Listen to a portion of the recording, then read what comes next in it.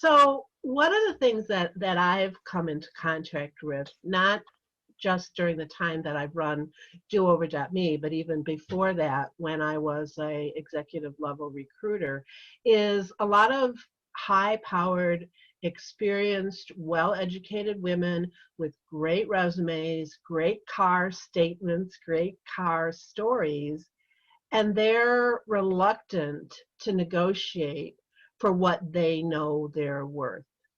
Why do you think that is? Gosh, that's a good question, Cynthia. I have heard all sorts of things.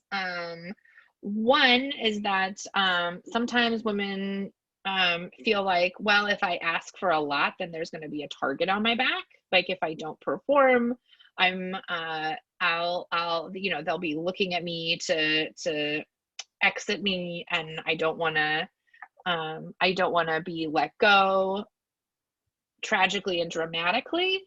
So I think that's a major one, that you don't want to be like the highest paid person because it'll have a target on your back.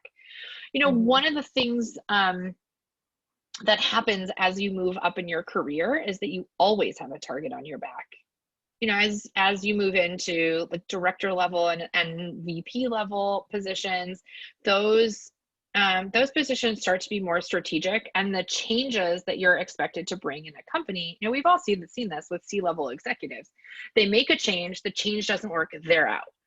That has nothing to do with them having a target on their back. It has more to do with, listen, you were brought in because we thought you could change something. You did or you didn't. It's pretty cut and dry. But people in the C-suite have long known to get right that golden parachute in place, because inevitably that will happen.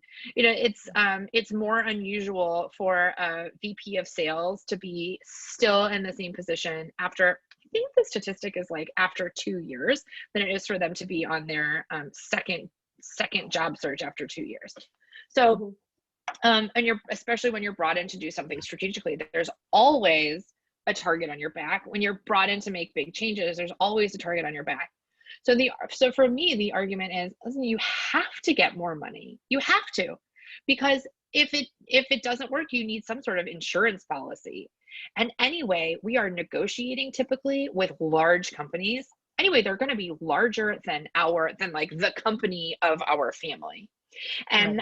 And so listen, they can say goodbye to six figures. It's not a big deal. I mean, like they'll feel the pinch, but not really. If my family said goodbye to six figures, it would be absolutely devastating, right? Right. Like the percentages and the impacts are different. And so I always encourage people who are especially in that higher level, listen, you're at risk. You're always going to have a target on your back. You need an insurance policy that you build out for yourself, so that when you're on your next job search, you're not crunched like you were, when you were mid-level. Thank you. Thank you so much for answering that question. I'm going to make sure I save this to show to my women who give me that pushback the next time it happens, and say, listen to her. She's the expert.